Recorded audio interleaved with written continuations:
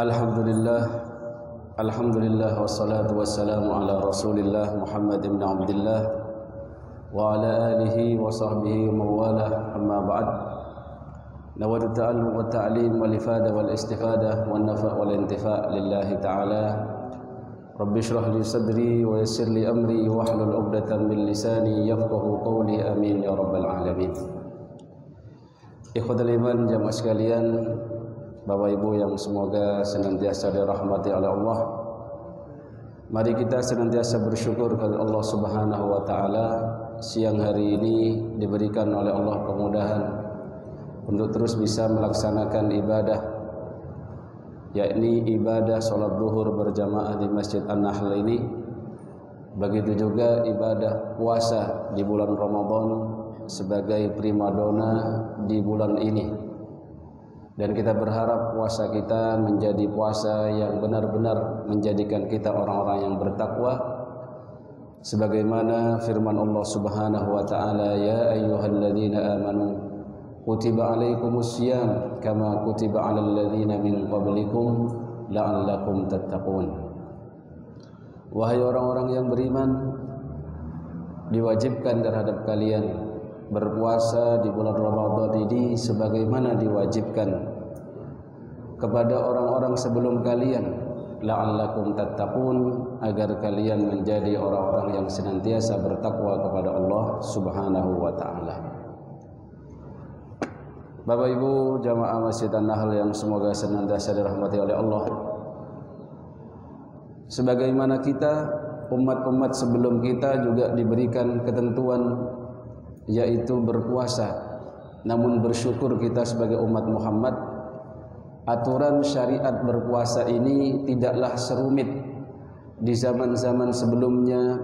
Mungkin seperti zamannya Nabi Daud, sehari puasa sehari tidak, sehari puasa sehari tidak.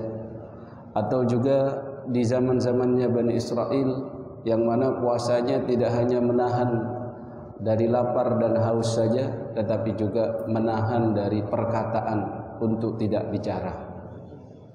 Kalau kita sudah terbiasa berbicara, kemudian ngobrol sama teman, kemudian harus seharian diam, itu mungkin berat bagi orang-orang tertentu. Dan kita bersyukur puasa kita ini bagian dari cara Allah menyiapkan kita menjadi orang-orang yang bertakwa, karena surga diciptakan hanyalah untuk orang-orang yang bertakwa. Hanya saja yang perlu kita perhatikan dan perlu kita renungkan bersama adalah korelasi antara ketakwaan itu dengan puasa yang kita jalani, di mana Nabi SAW mengisyaratkan tatkala bersama para sahabatnya menunjuk dadanya, at-taqwa hahuna, ditunjuk di dalam dadanya, at-taqwa hahuna. Takwa itu ada di dalam hati kita, ada di dalam dada kita. Namun kita orang yang berpuasa ini terkadang jarang pegang dadanya, tapi yang sering dipegang mungkin kalau siang seperti ini mungkin lehernya haus, ya, puasa ini. Atau kalau sudah sore nanti perutnya yang dielus-elus, lapar, gitu ya. Dan ini khotul iman bukan tidak ada korelasinya, tetapi jelas bahwasannya Allah menginginkan kita ini menjadi orang yang bisa menundukkan nafsunya, karena nafsu itulah penyebab angkara murka, innan nafsala ammaratun bisu, karena sesungguhnya nafsu sejak awal permulaan dititipkan kepada manusia ini adalah senantiasa mengajak pemiliknya kepada kemungkaran. Biasanya maksiat-maksiat yang ada di antara kita ini biasanya ya berhubungan dengan nafsu. Nafsu yang pertama misalkan nafsu perut, di mana orang terkadang makan makanan yang diharamkan, atau kerjaannya dalam hidupnya itu orientasinya makan yang ada dalam pikirannya. Maka jangan sampai Ramadan itu sibuk dengan menjadwal menu sahur, menu berbuka dan lain sebagainya, tanpa adanya kesibukan menjadwal ibadah dan target ibadah yang harus dilakukan, agar kita tidak menjadi abdul butun, hambanya perut. Karena kita sedang menjadi Abdullah yang senantiasa bertakwa dan mengatur kehidupan kita, di mana memposisikan makan dan minum itu adalah agar kuat beribadah kepada Allah Subhanahu wa taala. Tidak ada maksud dan tujuan Allah menjadikan syariat puasa Ramadan ini mengurangi nikmat kita hidup di dunia. Karena semuanya nikmat yang Allah ciptakan di muka bumi ini adalah diperuntukkan untuk manusia, tidak ada yang untuk yang lain. Kita dikatakan dalam firman-Nya, "Kulu mimma fil ardi halalan thayyiba," maka yang makan yang ada di muka bumi itu yang halal dan thayyib. Kemudian juga apa? Kulu washrabu wala tusrifu. Silakan makan, silakan minum, namun jangan berlebih-lebihan. Jadi ikhwatal iman, kita itu hidup bukan untuk makan, tetapi kita makan untuk hidup. Itu nasihat yang saya ingat ya, dari Syekh atau Kiai ketika anak-anak protes makanan di pesantren gak enak, Pak. Udah gak enak, kurang banyak gitu ya. Sehari 2 kali lagi. Minimal mintanya 3 kali atau bahkan lebih. Akhirnya dinasihatin, kamu jangan sama dengan sapi. Kalau sapi itu makan terus pikirannya itu, orientasinya itu makan. Duduknya makan, sambil makan, berdiri ya makan. Pokoknya mau tidur makan lagi. Justru kalau punya sapi tidak mau makan, yang punya itu ruwet. Tapi kalau kita ini ya punya anak kayak sapi, ruwet juga ya, mau makan terus ya. Maka puasa ini alhamdulillah kita diberingatkan oleh Allah. Makan ada tempatnya, ada waktunya, bahkan ada kata Nabi sallallahu alaihi wasallam, kalaupun harus mengisi lambung kita, maka sepertiga adalah makanannya, sepertiga adalah airnya, sepertiga adalah nafasnya. Ini tuntunan dari Rasulullah sallallahu alaihi wasallam. Kemudian yang selanjutnya adalah nafsu farji, sehingga haram hukumnya dan membatalkan puasa di Ramadan di siang hari ini dari terbitnya fajar shadiq sampai nanti maghrib untuk berhubungan suami istri. Walaupun itu istri yang notabene-nya halal, bahkan di luar Ramadan di siang ini, nisa'ukum harthul lakum fa'tu harthakum anna syi'tum. Silakan kapan saja, bebas, mau bagaimanapun modelnya silahkan dicangkul sawahnya masing-masing. Tapi itu di luar Ramadan. Tetapi Ramadan hanya dihalalkan di waktu malam saja. Uhilla lakum lailatas siyamir rafathu ila nisaikum hunna libasul lakum ila akhiril ayat. Hanya malam hari. Malam itu dari terbitnya fajar shadiq, yaitu di waktu subuh, sampai nanti terbenamnya matahari di waktu maghrib. Ikhwatul iman jemaah sekalian, apakah sebatas itu saja? Bisa jadi kita ini sama-sama berpuasa, namun prioritasnya atau kualitasnya di sisi Allah berbeda. Yang satunya derajat puasanya tinggi sekali, yang satunya biasa-biasa saja. Sehingga kalau dalam ilmu akhlak atau tasawuf itu dibagi-bagi, puasanya orang yang khos, orang yang hanya bisa menahan lapar dan hausnya saja. Ada juga puasanya orang yang spesial banget gitu. Tidak hanya perutnya yang berpuasa, tetapi panca inderanya semuanya bisa berpuasa. Karena makna dari puasa itu sendiri adalah al-imsak dalam sisi etimologi, yaitu menahan. Menahan dari pendengaran yang mungkin dia tidak mau mendengar hal-hal yang tidak bisa menambah imannya. Atau dia menahan dari pendengaran yang kalau dia dengarkan itu menjadi hal yang membuat penambah dosa. Contoh curhat, bahasanya curhat Pak, tapi isinya rasan-rasan, isinya itu gosip, isinya itu namimah atau adu-adu dan lain sebagainya. Atau kita ini penglihatan kita, panca indera kita, ini berat sekali. Sehingga di zaman akhir ini kalau kita bisa melaksanakan takwa kepada Allah itu fis sirri wal alan, dalam kesendirian kita, apalagi tatkala kita bersama orang-orang lain. Kalau sendiri saja kita bisa bertakwa kepada Allah Subhanahu wa taala, yakin nanti bersama orang pun kita akan lebih mudah untuk menjadi orang yang bertakwa. Maka ikhwatul iman jemaah sekalian, mari kita renungkan kembali dan mari kita berikan motivasi diri untuk menjadi orang-orang yang bertakwa dengan puasa kita. Jangan sampai dengan mindset kita ini berpuasa menyengsarakan, berpuasa menjadikan kita ini tidak produktif. Jangan sampai ada dalam hati seperti itu, karena Allah Subhanahu wa taala Maha tahu bahwasannya puasa ini bisa menjadi perisai dan menjadi sarana menuju takwa kepada Allah Subhanahu wa taala. Uiddat lil muttaqin, di mana surga itu hanya disiapkan dan dipersiapkan, diperuntukkan untuk hamba-hambanya yang bertakwa. Alladzina yunfiquna fis sarra'i wad dharra wal kadhiminal ghaidha wal 'afina 'anil nas wallahu yuhibbul muhsinin.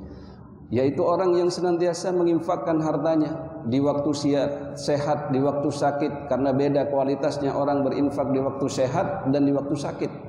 Kalau panjenengan di waktu sakit mungkin sudah diprediksi, misalkan apalagi sudah divonis dokter sampean mungkin sebulan lagi Pak sudah KO insyaallah dead ya. Tapi yang satunya masih sehat, bahkan istrinya mengizinkan, silakan Mas sampean sehatnya luar biasa. Rabio maneh sampean. Wong duwe sampean akeh kok malah dia infak. Ini lebih dahsyat kualitasnya, Pak. Beda. Ya, sudah tinggal satu-satunya hartanya, sudah sakit-sakitan terus dapat tausiah, wis sampean dunya gak dikomati. Apa maneh diluk maneh sampean wis mati cari dokter. Ya, wis nang diinfak-infakno. Nah, itu beda, Pak. Begitu juga tatkala kaya atau miskin, kok bisa berinfak, itu takwa. Dan yang sangat berhubungan dengan hal ini adalah wal kadhiminal ghaidha, yang bisa menahan hawa nafsunya. Di mana kita dalam puasa ini diajarkan sabar, dan sabar itu pahalanya hanya Allah yang tahu. Dalam surat Az-Zumar, innama yuwaffas sabiruna ajrahum bighairi hisab, sesungguhnya orang yang sabar itu akan diberikan pahalanya di sisi Allah. Hanya Allah yang tahu berapa besaran sabar pahalanya itu. Di antara semua ini yang kita lakukan ini, maka tatkala hadir rasa sabar, maka Allah akan berikan kelak tatkala kita bertemu dengannya.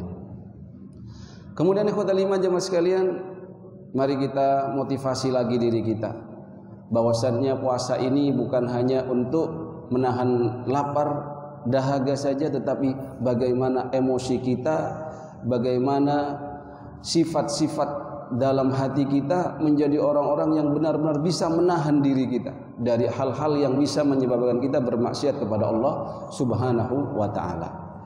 Salah satunya ketika ada orang meminta nasihat kepada Nabi, berikan saya wasiat, berikan saya nasihat.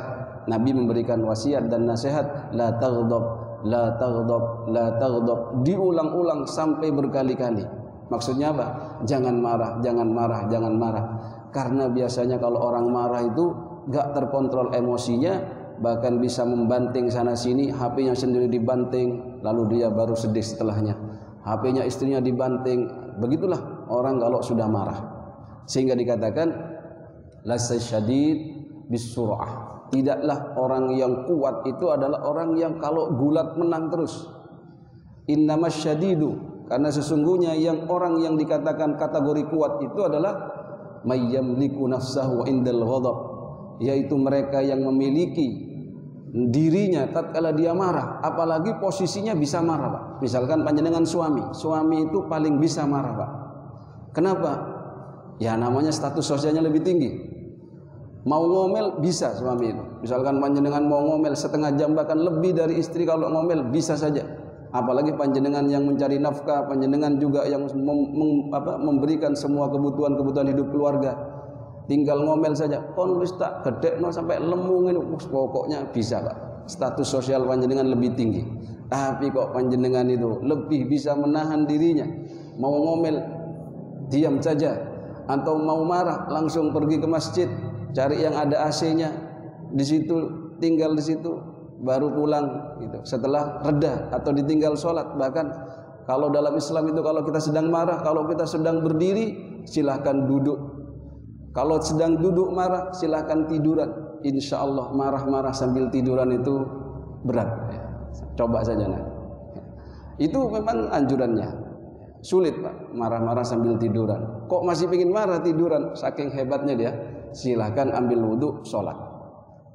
Dan ini pelajaran dari puasa, di mana Allah Subhanahu wa taala berfirman dalam hadis qudsinya yang di mana ini diriwayatkan dari Abi Hurairah radhiyallahu an, qala Rasulullah sallallahu alaihi wasallam, qala Allah azza wa jalla, kullu amali ibni adam lahu illa shiyam. Setiap amalan ibadah anak Adam itu langsung diberikan kepadanya kecuali berpuasa. Fa innahu li wa ana ajzi bih. Bagi mereka yang berpuasa, ibadah puasanya itu langsung diperuntukkan oleh Allah kepada Allah dan akan langsung dibalas oleh Allah Subhanahu wa taala. Wasyamu junnah, dan puasa itu adalah perisai. Maka dari itu yang belum nikah banyak-banyak berpuasa. Kalau Ramadan, alhamdulillah. Di luar Ramadan ya puasa Senin Kamis. Pak, Rebunya itu kok tegangan tinggi. Ya ditambah lagi Pak, Daud ya. Kok masih kalau pas gak puasa tambah tinggi. Puasa dahar. Puasa dahar itu puasa setahun penuh kecuali hari-hari yang diharamkan. Ya, saya punya teman itu, adik kelas saya itu puasa dahar ya, sampai kurus gitu. Sekarang udah nikah gemuk ya. Ya. Alhamdulillah panjenengan kalau merasa tegangannya tinggi, mau nikah juga nggak kuat, cari janda juga yang kaya nggak nemu, ya sudah banyak-banyak puasa sajalah. Semoga insya Allah itu adalah menjadi perisai ketika dia mau bermaksiat. Fa idza kana yaum shaumi ahadikum, jikalau panjenengan sedang berpuasa, fala yarfud wala yashab, jangan kalian itu berbicara kotor, mengumpat-umpat, bahkan tatkala didolimi oleh orang, fa in sabahu ahadun, kalau diumpat sekalipun sama orang lain, atau mungkin pakai motor kemudian nyenggol lalu dipisui ya. Biasanya kalau orang Surabaya itu dipisui langsung anu dewe gitu. Ya nek dipisui apa gitu langsung disebut dewe gitu. Ada dewenya itu yang saya tahu itu. Ya. Ada cilik-cilik itu biasa gitu Pak. Ya. Apalagi sing geran-geran. Maka ikhwatul iman, kalau kita ini sedang berpuasa, fala yarfud wala yashab, fa in sabahu ahadun aw qatalahu falyakul. Kalau digarai orang atau didolimi orang, bahkan silahkan katakan inni shaim. Katakan inni shaim. Ada riwayat itu diulang-ulang. Maksudnya apa ini Pak? Inni shaim itu bukan pas juga bilangnya dikerasin sambil bentak ya. Ada yang mengatakan jahron atau sirron. Jahronnya dikeraskan itu kalau di waktu-waktu seperti ini nggak perlu. Sama-sama kita kalau tahu bahwasanya Ramadan. Ya. Atau kalau misalkan sampean kok murang-muring ae Mas cari bojone, sampean lak poso sih. Iya ya. Ah, itu benar. Tapi ketika marah-marah diingatkan, lalu kita ini justru mengatakan ini shaim sampai bentak-bentak, ya itu kurang pas juga. Ini shaim itu maksudnya diingatkan dalam hatinya sendiri, diulang-ulang, ini shaim, sesungguhnya aku sedang berpuasa. Puasa itu adalah menahan nafsu dari angkara murka dan seterusnya. Ini shaim, ini shaim. Berarti dari situ puasa itu juga menahan lisan. Dimana kalau lisannya bisa ditahan karena itu adalah nafsu amarah, maka insya Allah pahalanya di sisi Allah akan lebih banyak lagi, lebih keren lagi, karena yang tahu hanyalah Allah Subhanahu wa taala. Kemudian walladzi nafsu Muhammadin biyadih la khalufu famis shaimi atyabu indallah min rihil misik. Demi Allah, kata Rasul sallallahu alaihi wasallam, bahwasannya bau mulutnya orang yang berpuasa ini Pak, ini lebih wangi dibandingkan minyak kasturi, minyak misik. Apalagi panjenengan masa pandemi itu pakai masker terus gitu. Insya Allah lebih mantap itu baunya. Makanya makruh panjenengan kalau duhur itu sikat gigi, makruh. Kalau habis subuh dalam madhab Syafi'i itu dalam fikihnya sampai sebelum duhur bersiwak masih oke, masih boleh. Tapi kalau sudah di atas duhur ya, kemudian kita bersiwak itu makruh karena mengurangi baunya tadi. Tapi ingat ya tadi di sisi Allah, bukan di sisi istri, di sisi anak, di sisi teman-teman sekampus atau yang lain sebagainya. Kemudian ikhwatal iman jemaah sekalian, lis-shaimi farhatan, bagi seorang yang berpuasa itu dalam hadis qudsi disebutkan ada kedua kebahagiaan. Yang pertama yafrahu ma, yang dia akan merasakan kebahagiaan itu. Idza aftara fariha bi fitrih, kalau dia sedang berbuka maka dia akan bahagia dengan rasa itu, karena nikmatnya makan itu tatkala lapar Pak. Saya dulu kalau nanya sama umi saya, "Mi ada lauk apa mau makan?" "Lauk ini nak." "Kada yang lain dah, kau usah makan, awakmu gak luwe." Bener tak pikir-pikir, iya ini bahasanya betul, karena nikmatnya makan itu tatkala lapar. Kemudian yang kedua, wa idza laqiya rabbahu fariha bi shaumih, muttafaqun alaih. Tatkala kita nanti berpuasa lalu bertemu dengan Allah di akhirat nanti, maka kita akan merasakan kegembiraan itu, Pak. Maka niatkan, ya Allah, saya berpuasa ini sedang mempersiapkan nantinya kelak saya ini akan bertemu denganmu dan ingin bertemu denganmu. Karena ikhwatal iman, kita sudah rela meninggalkan semua yang biasanya halal di siang hari ini hanya karena Allah Subhanahu wa ta'ala. Mudah kalau kita ingin mongkel gak ketahuan orang itu, mudah banget ya Pak ya. Maka ini sedang berlatih takwa dalam kesendirian. Takwa dalam kesendirian itu yang repot, Pak. Kalau takwa bersama orang-orang seperti ini, ya mesti kita ada malunya. Sungkan sama orang, mau apa, mau misuh, sungkan. Tapi dewian bisa aja misuh. Nah, pas gini sungkan, pas dewian itu mangkel misuh dewi-dewi di kamar mandi, bisa juga, Pak. Dan lain sebagainya ya. Makanya dalam riwayat lain, kenapa kok spesial orang berpuasa itu? Yatruku ta'amahu wa syarabahu wa syahwatahu min ajli. Karena hambaku itu telah meninggalkan nafsu makannya, nafsu minumnya, nafsu syahwatnya dalam urusan farjinya itu karena aku. Maka asyamu li wa ana wa ajzi bihi wal hasanatu bi asyri amsalihha. Kita berharap puasa kita ini menjadi puasa yang berkualitas, puasa yang nantinya menjadikan kita masuk menjadi orang-orang yang masuk ke surganya nanti dengan pintu yang memang disiapkan oleh Allah, yaitu pintu Rayyan.